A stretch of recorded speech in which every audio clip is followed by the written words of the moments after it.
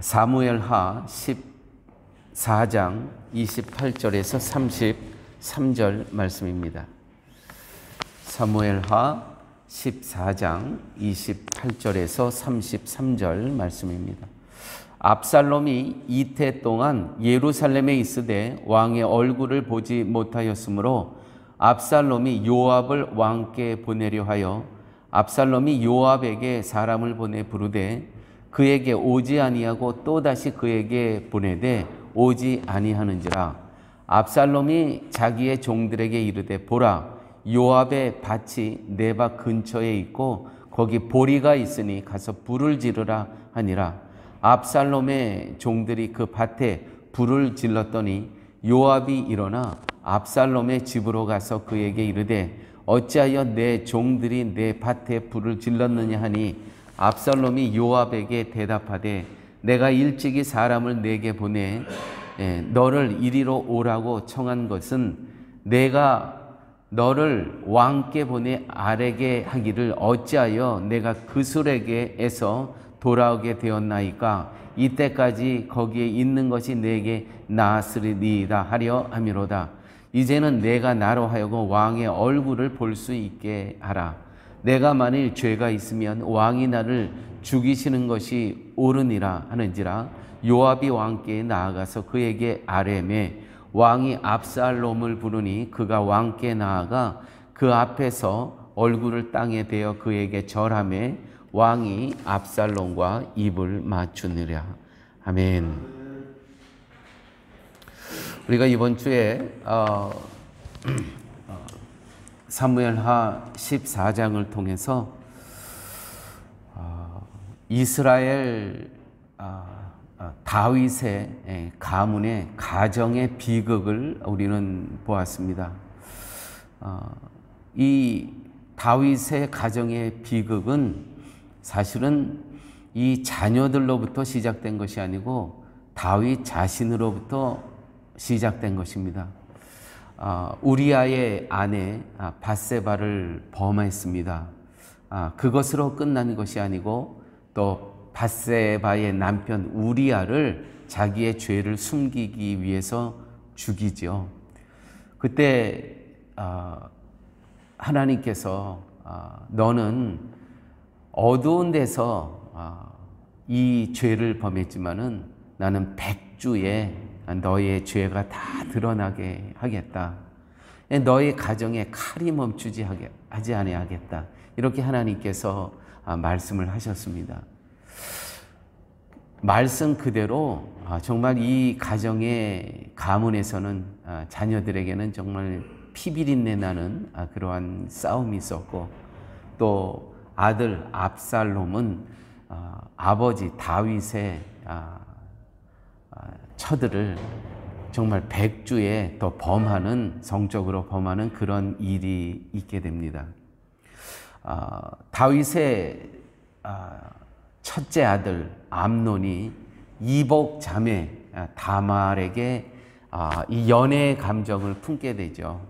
그래서 다말을 이복 오빠가 이복 그 여동생을 범합니다.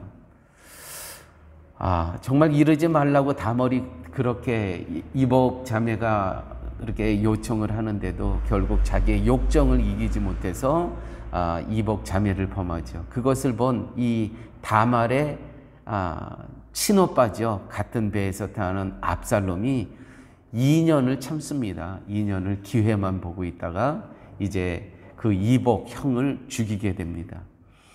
그 다음에 이제 압살롬이 자기의 어머니 고향으로 도망가게 되죠.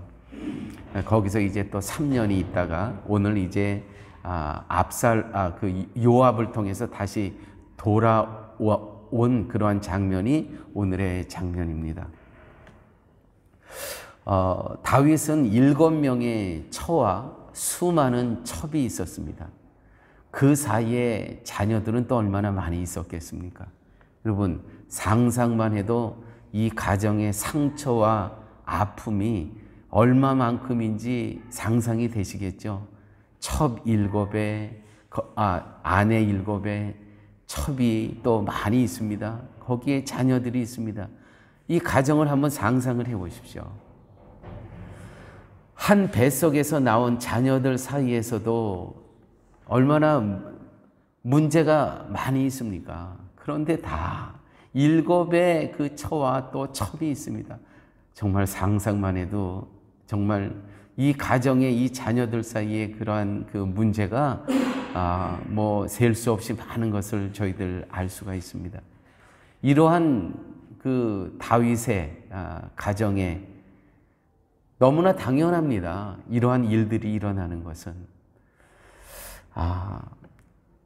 그런데 오늘 보게 되면 압살롬과 특별히 이 다윗의 문제는 어디서부터 또 시작이 되냐면 다윗이 아버지로서 또 왕으로서 말씀대로 이 압살롬을 교육하지 못하고요.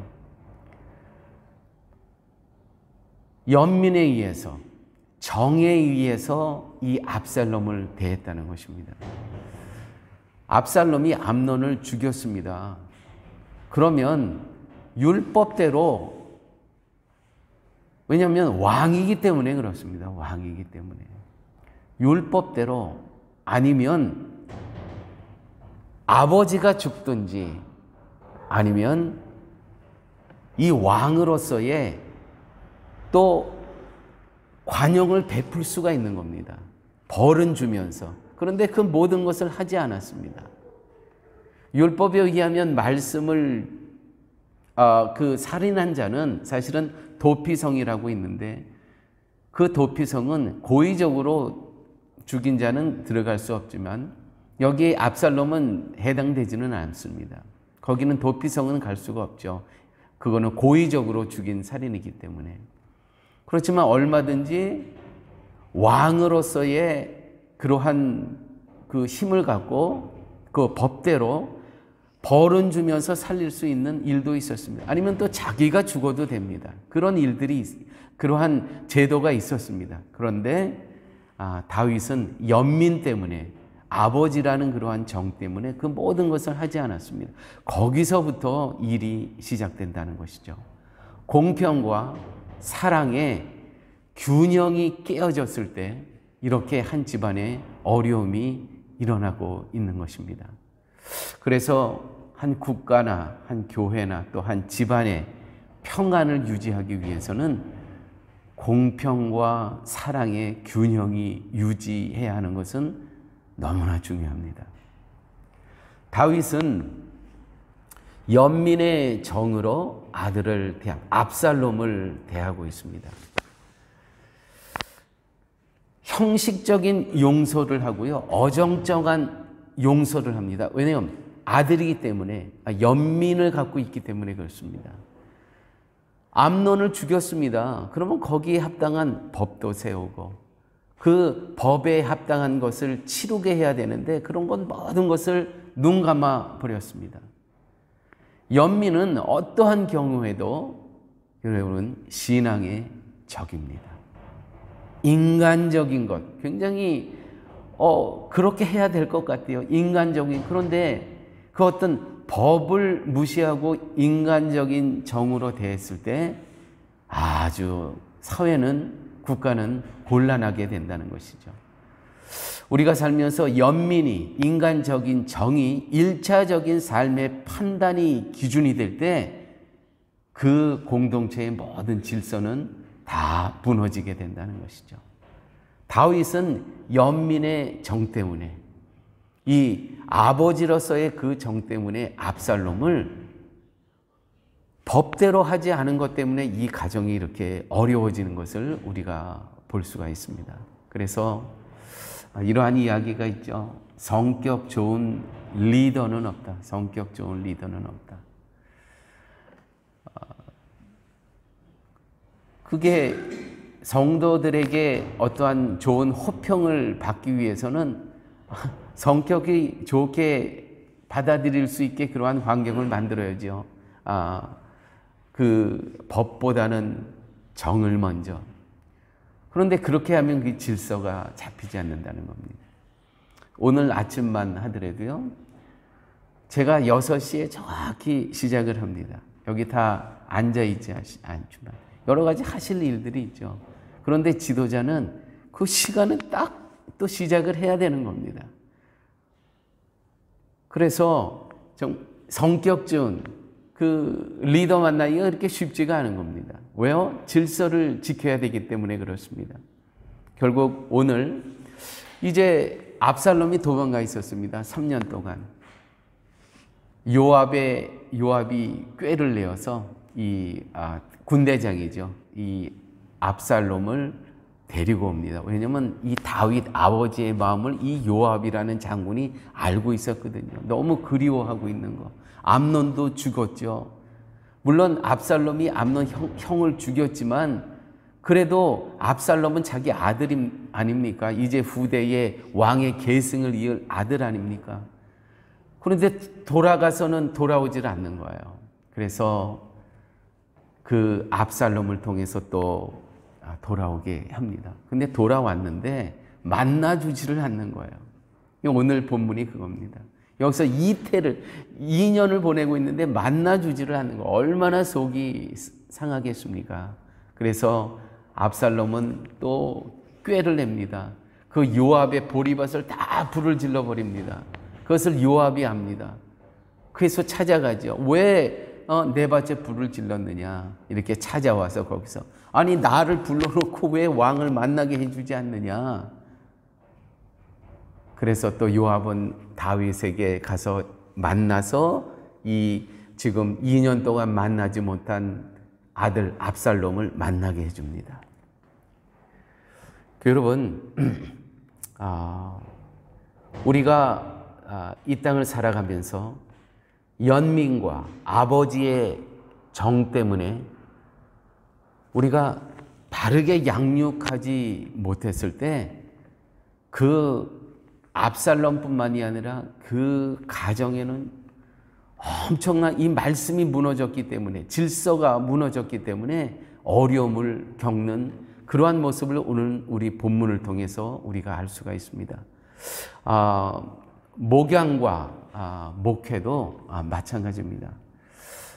그럴 때가 참 많이 있습니다. 이거를 용서하고 사랑으로 받아줘야 되는데 또 교회라는 건 이 질서가 있지 않습니까? 이것을 지켜야 되지 않습니까?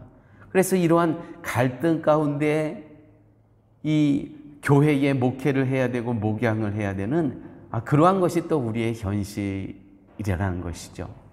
자, 오늘 이렇게 그 압살롬이 이제 다시 아버지 앞에 왔는데 오늘 본문에 보니까 다윗은 압살롬과 또 키스를 하는 이 정말 반갑다고 키스를 하는 마지막 대목이 나오지 않습니까? 이렇게 기록되어 있죠. 압살롬을 부르니 그가 왕께 나아가 그 앞에서 얼굴을 땅에 대어 그에게 절하매 왕이 압살롬과 입을 맞추니라. 입을 맞추기 전에 어떤 그 질서 안에서 말씀 안에서 해야 될 왕으로서의 일이 있잖아요. 아버지로서의 그러한 그 위치도 있지만 많은 지금 백성들을 다스리는 이 왕으로서의 위치가 있었다는 것이죠. 예수님은요, 인류의 죄값을 지불하기 위해 자신의 택함 받은 것도 알고 자신이 십자가를 지어야 할 것도 아셨습니다. 그분은 메시아였습니다. 그러나 예수님께서는요, 이 백성들을 통해서 당신이 해야 될 일이 또 무엇인가를 알고 계셨다는 것이죠. 이 고민이 얼마나 크셨겠습니까? 그래서 주님의 기도가 이렇게 되어 있지 않습니까? 아버지여, 할 수만 있다면 이 잔을 나에게 지나가게 하옵소서. 할 수만 있다면. 결국 아버지의 뜻에 순복하는 것이 하나님의 뜻인 줄 알고요. 그것이 의인 줄 알고 하나님과 아들 예수 그리스도의 그 질서인 줄 알고 십자가를 지시는 거 아닙니까? 예수 그리스도 아들도 힘들었겠지만 아버지의 마음은 또 어떠셨겠습니까? 그 아들이 십자가에 져야 하는 그 아버지의 마음은 바로 이러한 마음이 다윗이 갖고 있어야 되는데 이 부분을 놓쳤다는 것이죠. 예수 그리스도께서는 아들로서 힘들었지만 지금 이 상황을 내가 십자가에 지는 거 힘들었겠지만 결국 아버지의 뜻을 따라서 십자가를 지십니다. 이것이 십자가 사건입니다. 십자가의 현장은 철저히 죄값을 치르신 사건이라는 것이죠. 다윗 왕의 이 가정에 이걸 접목하게 되면 다윗이 죽은 겁니다. 이 아들 대신에. 내가 아들을 잘못 키웠습니다. 또한 왕으로서 내가 이 사람은 살려야 되겠습니다 하고 자기가 죽었다는 것이죠. 이게 바로 예수 그리스도께서 우리를 위해서 십자가 지신 사건이라는 것이죠. 우리는 압살롬보다도 더 흉악한 우리의 존재임을 우리가 아셔야 됩니다. 신앙인으로서 제일 어려운 것, 인정이냐, 아버지로서의 아들에 대한 사랑이냐, 아니면 하나님의 말씀이냐. 어렵죠. 어떤 걸 취하기가 정말 힘든 겁니다. 근데 예수님께서는요, 최악의 방법, 십자가의 방법을 택하셨다는 것이죠. 정말 이 십자가의 사건보다 더 지독한 사랑이 어디 있겠습니까? 우리를 살리시기 위해서 당신의 아들을 죽이시는 거예요. 이게 바로 십자가 사건이라는 것이죠. 여러분, 원어적으로 다 이루었다. 예수님께서 다 이루었다 하셨잖아요. 십자가 마지막 말씀, 십자가에서 다 이루었다. 그 원어적으로는 다 지불되었다. 다 갚아야 될 빚을 다 갚았다라는 게 원어의 뜻입니다. 그게 바로 십자가 사건이라는 것이죠. 여러분, 사랑이냐 죄값이냐, 이것이 해결할 수 있는, 이것을 다 충족시킬 해결할 수 있는 유일한 방법은 당신의 아들이 십자가 지는 것밖에 없었다는 것이죠. 어느 하나만 충족시켜서는 안 됩니다. 그런데 이 둘을 완전히 충족시킨 게 죄값도 치러야 되고, 한 사람이 누군가 죽어야 되고, 또 사랑도 있어야 되고, 그것이 이루어진 것이 바로 십자가 사건이다. 그 하나님 아버지의 지독한 사랑, 이거보다 더 높고 깊은 사랑은 없는 겁니다. 하나님께서 우리들을 이렇게 사랑하셨다는 것이죠. 교회 가운데 정말 거룩한 전통이 있었습니다. 그런데 지금 이 거룩한 전통은, 이것을 실행하는 교회는 거의 없는 것 같습니다. 권징이라는 거룩한 전통이 있었어요. 예전에 교회가 그렇게 많지 않았을 때는 이 권징이 있었습니다. 교회마다. 체벌의 목적이 아니라 죄값을 치르고 회복하자는 그 사랑의 의미가 담겨 있었던 것이죠. 그런데 이 전통이 다 사라졌습니다. 이 전통이 다 사라지니까 교회마다 정말 어려움이 없는 교회가 없게 되었다는 것이죠. 연민이냐 하나님의 원칙이냐, 인권이냐 하나님의 법이냐. 정말 말도 안 돼요. 우리의 시각으로서는. 인권, 동성애들이 인권이 있다는 거예요. 남자와 남자가, 여자가 서로 사랑하고 부부 생활하는 게, 그게 인권, 그 사람들의 인권이라는 거예요. 그런데 다 이것을 인정해 버렸습니다.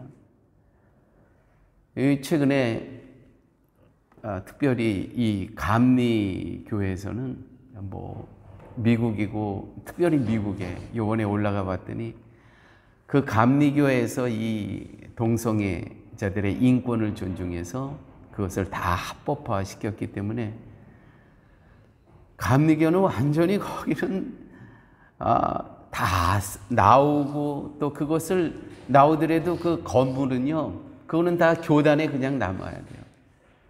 그러니까 다 길거리에 나오는 거예요, 감리교 교인들이. 그래서 다른 교단으로 넘어가고. 아니, 교회 여러분, 한번 생각을 해 보십시오. 인권이냐, 하나님의 법이냐. 하나님께서 우리를 창조하실 때 정말 사람이 갖춰야 될 그 순리대로 남자와 여자를 창조하셨는데, 이 사단이 들어와서 인권을 내세우면서 남자와 남자와 여자와 여자, 이것이 인권이래요. 이것이 하나님의 법 위에 있대요. 그래서 다 망가져 버리는 것입니다. 여러분, 하나님의 법의 궁극적인 목적지가 생명을 살리는 것입니다. 생명을 살리는 거예요. 그래서 우리 교회에서도 때로는 앞으로 우리가 신앙생활을 하면서 또 제가 그럴 수도 있을 겁니다. 왜 우리 목사가 왜 저러냐. 그런데 그거는 하나님의 피값으로, 예수 그리스도께서 피값으로 사신 교회를 온전하기 위해서, 그리스도께서 머리 되신 이 교회를 든든히 세우기 위해서 이 교회 공동체에 속해 있는 모든 생명을 살리기 위해서 인권이냐 하나님의 법이냐 선택해야 될 때, 아프지만, 소수는 아프지만 그래도 이 교회 공동체를 세우기 위해서 교회가 결정해 나가야 될 때가 있다는 것이죠.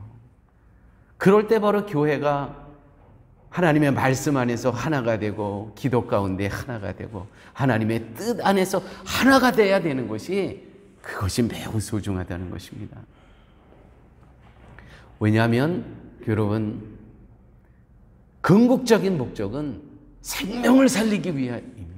하나님의 교회의 공동체에 속한 하나님의 권속들의 생명을 살리기 위해서. 왜냐하면 십자가의 사랑을 믿기 때문입니다. 그 십자가의 사랑을 인해서 오늘 우리가 있는 거 아닙니까? 그분이 예수 그리스도께서 십자가에 달려 돌아가심으로 오늘 우리가 있기 때문에 우리는 어떠한 상황 가운데서도요, 십자가의 사랑을 기억하면서 하나님의 교회를 든든히 세우고 하나님의 교회에 속한 모든 공동체의 생명을 살려야 된다는 것이죠. 십자가의 사랑만이 교회를 세우고요, 가정을 세우고요, 국가를 살릴 줄 믿습니다. 이러한 믿음과 신앙이 우리 사랑의 교회 권속들에게 충만하시기를 예수님의 이름으로 축원드립니다. 아버지 하나님, 감사합니다. 오늘 말씀 속에서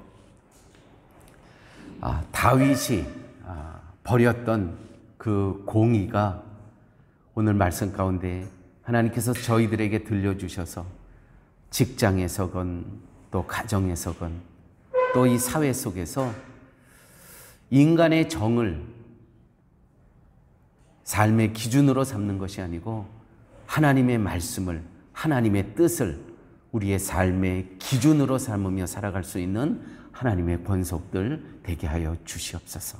사단은 끊임없이 인간의 연민을, 또한 인간다움을 삶의 기준으로 우리들을 유혹하지만 우리는 어떠한 상황 가운데서도, 어떠한 환경 가운데서도 직장과 일터와 가정과 사회 속에서 하나님의 말씀과 하나님의 뜻을 삶의 기준으로 먼저 삶으며 살아갈 수 있는 저희의 삶으로 인도하여 주옵소서.